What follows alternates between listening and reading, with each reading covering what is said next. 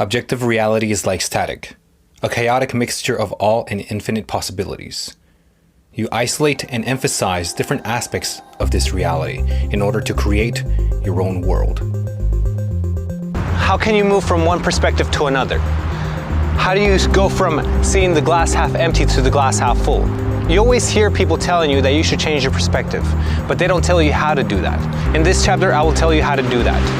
How to change your perspective, how to deem, how to create your own reality. If you learn to control these perspectives, these mood fluctuations, you're able to create your own reality. This is deeming through observation creation.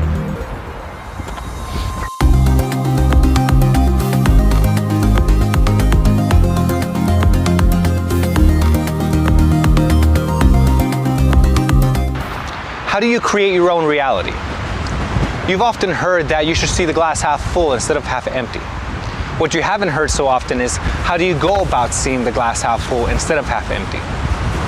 You've often heard that two people can look at the same thing and see two different things.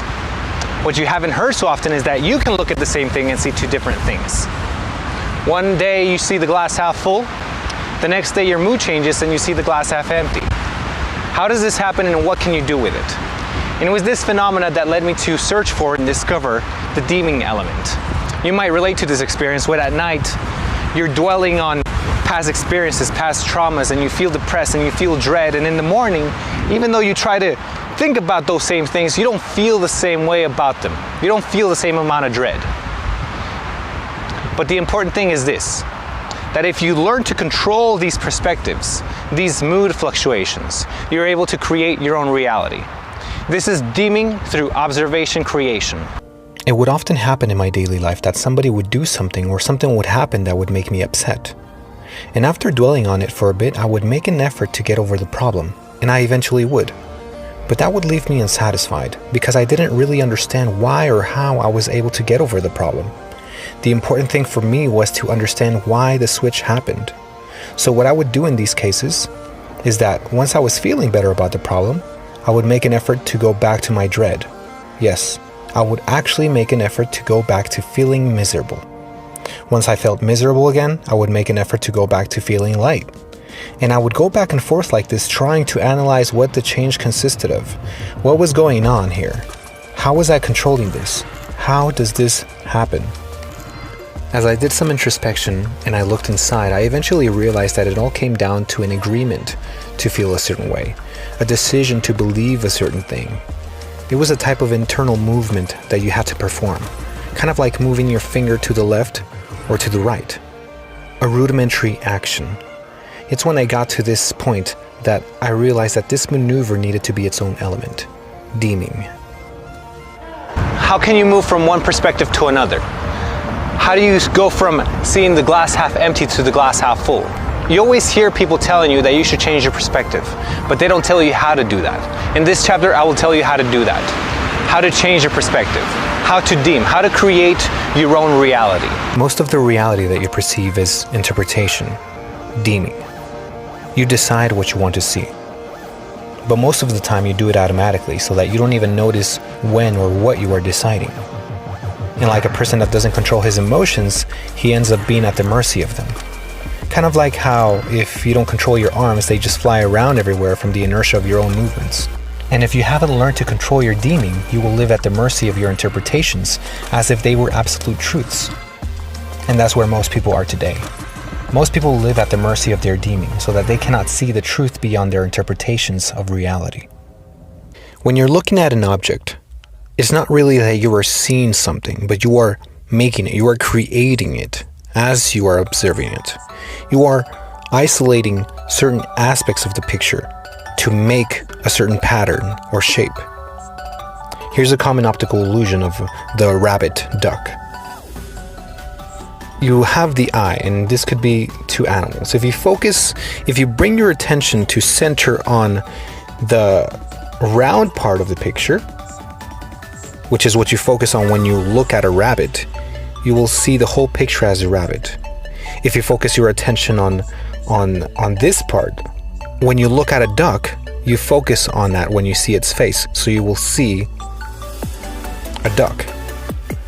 Depending on the part of the picture that you label as central, you will see either a rabbit or a duck. It depends on what aspect of the picture you are focusing on. It depends on what aspects of the picture you are emphasizing. Take a look at this Rorschach ink blot. Depending on the aspects of the picture that you isolate, depending on the aspects of the picture that you emphasize, you will see something different.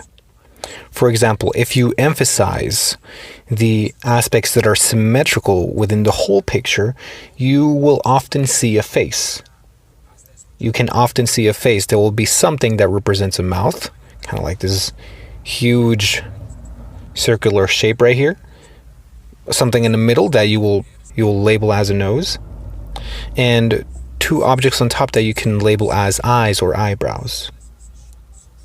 If you emphasize or if you focus on the parts of the picture that are more blurry, you might see bushes or trees or smoke. If you pay attention to the parts of the picture that are more detailed in contrast and smaller, you might notice little shapes that may represent animals, kind of like these peacocks right here, and these slugs that are facing each other, touching each other's fingers.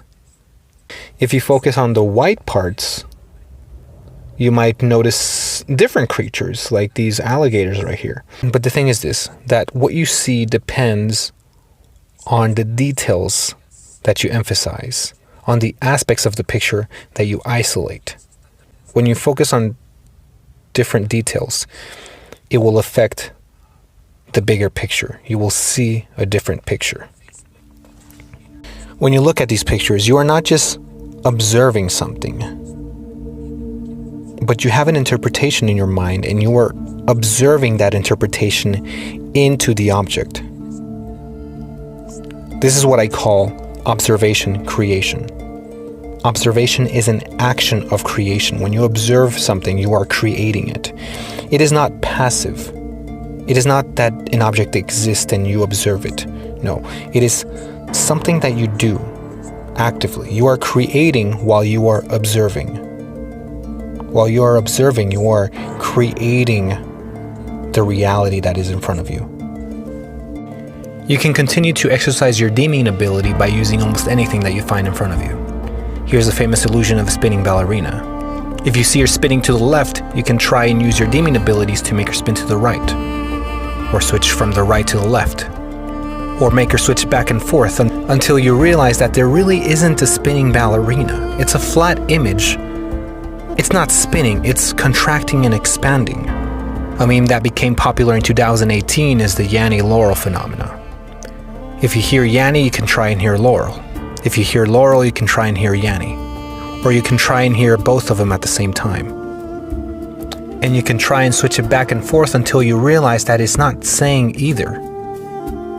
Sound will be sound regardless of how you label it.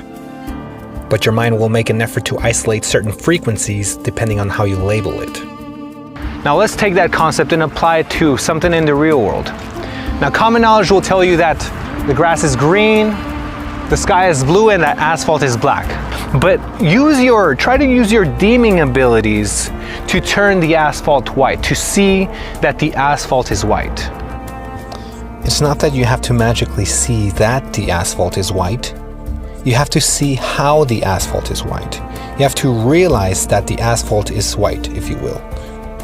Observe white into it. That is, observe the white aspects of the asphalt. Do you see it? If you see it, you'll see that the white parts of the asphalt are those that have lost their color, those that are most worn out. And when you notice that, you'll see that the asphalt really is white. You will realize that the asphalt really is white in that sense. Now you even have a reason to back up why the asphalt is white. Now your perception is actually reasonable. The asphalt is in fact white. Here is why. And when you have a reason why the asphalt is white, it increases the substance of that reality. Now you can say with more substance, with more conviction, that it is a reality that the asphalt is white. Now it's really important to remember that when you're doing this, you're not pretending, you're not fooling yourself. And that would be unwise because pretending involves a denial of reality. It is a perspective based on exclusivity. When you pretend, you deny reality. And when you deny reality, reality will come back to get you. The truth will come back to get you. And reality, the truth, will be your vilest enemy. Maxwell Maltz talks about this in his book, Psycho-Cybernetics, when he addresses the weaknesses of positive affirmations. He says, the unhappy failure type personality cannot develop a new self-image by pure willpower or by arbitrarily deciding to. There must be some grounds, some justification, some reason for deciding that the old picture of the self is in error and that a new picture is appropriate. You cannot merely imagine a new self-image unless you feel that it is based upon truth. Experience has shown that when a person does change his self-image, he has the feeling that for one reason or another, he sees or realizes the truth about himself.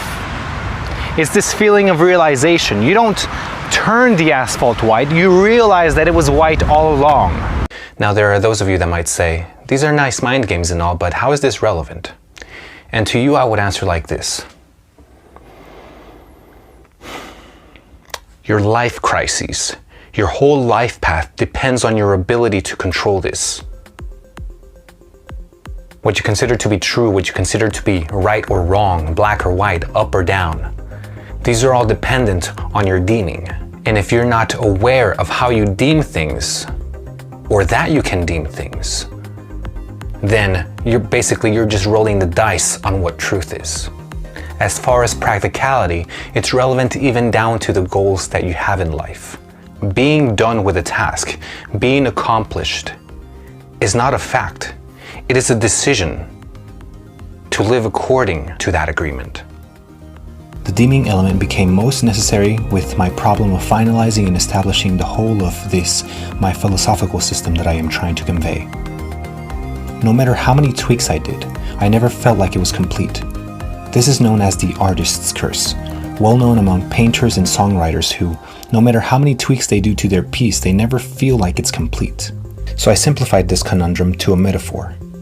I went to the living room with a playing card to represent a task that I was supposed to complete. The task was to flip the card and reveal the image on the other side.